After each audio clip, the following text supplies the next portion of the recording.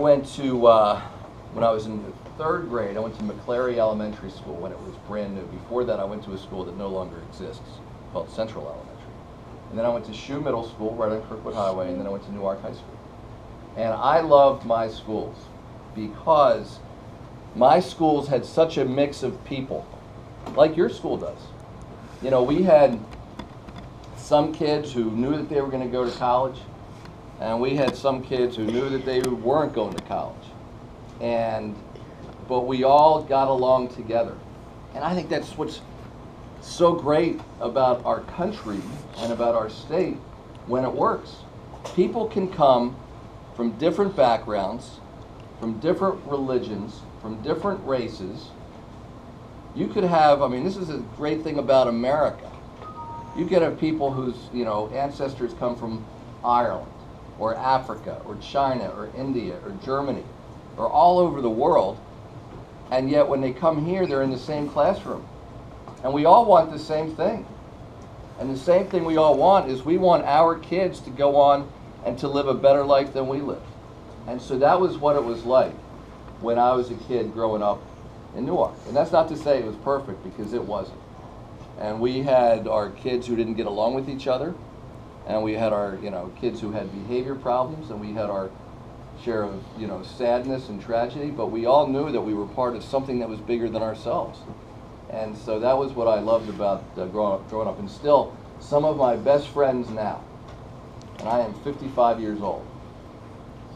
You know, when I have a chance to get together with a friend, the first person that I call is somebody I grew up with.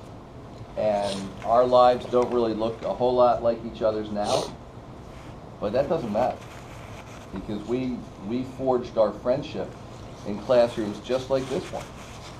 And that connection is still really important to both of us. Does that make sense? Who else?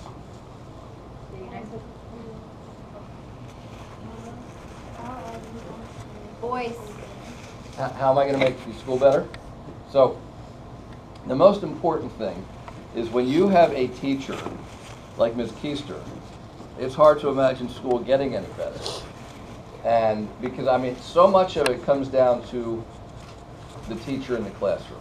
And so one of the things that we're trying to do is when schools in Delaware go to hire teachers,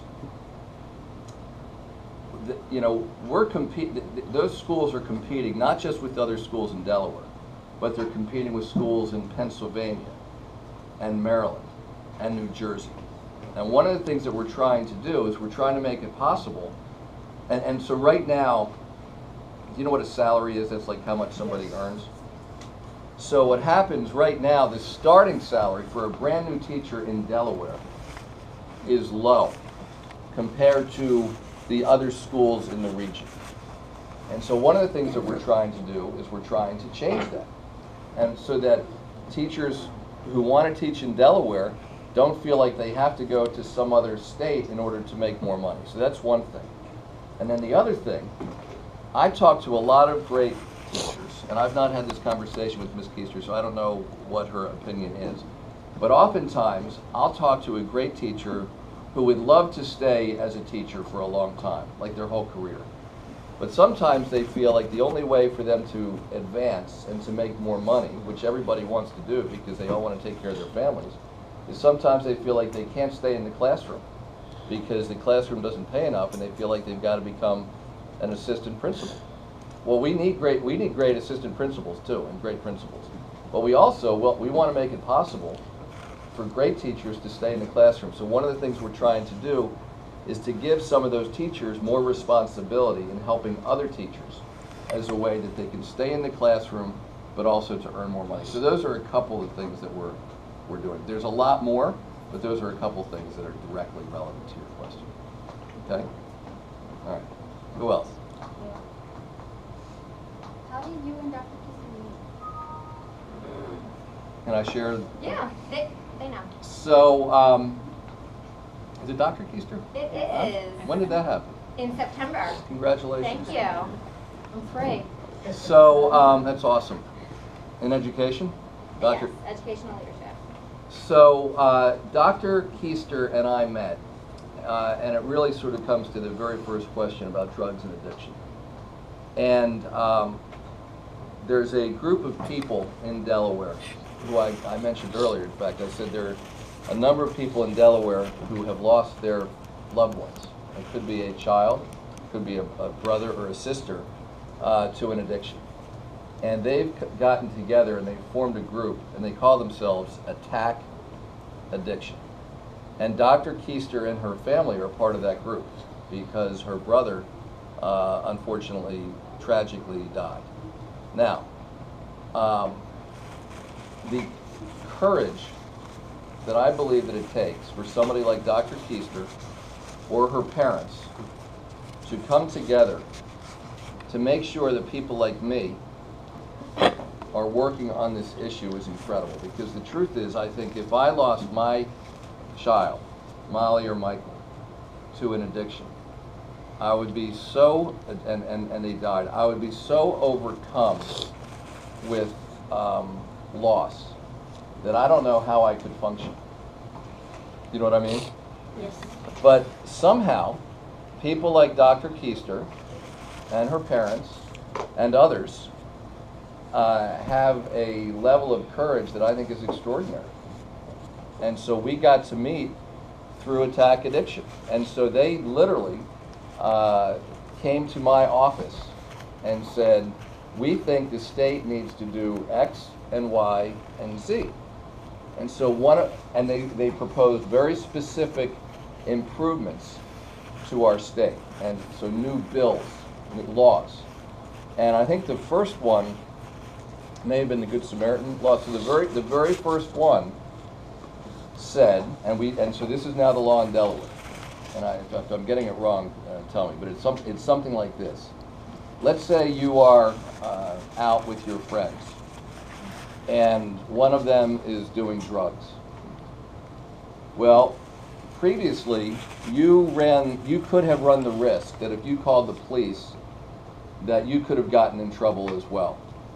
But now the way it essentially works is if you call the police and they come and they administer that, like that drug naloxone as an example. If they're having a health emergency. If they're having a health emergency, then you're not going to get in trouble for that. Is that essentially how that bill works? And so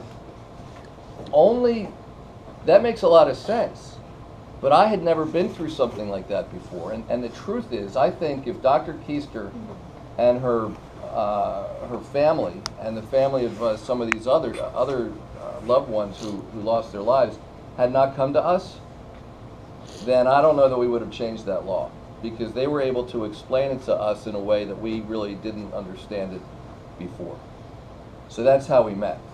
And then since then, we've worked together on some other bills. My wife grew up in a family where everybody was an addict. Like every single person in her family was an addict. And so one of the things that I'm so proud of my wife for is that she has gone all over the state to tell her story. And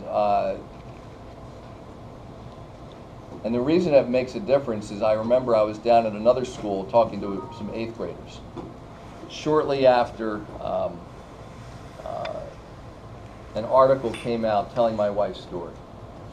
And this 8th grade girl came up to me and she said, "Are you the governor?" And I said, "Yes." And she said, "I read the article about your wife." And I said, "Okay." And she said, "That's my life." And she said, "Knowing that your wife was able to get through all that and sort of now have a good life of her own, you know, gives me hope that I will also one day have that opportunity."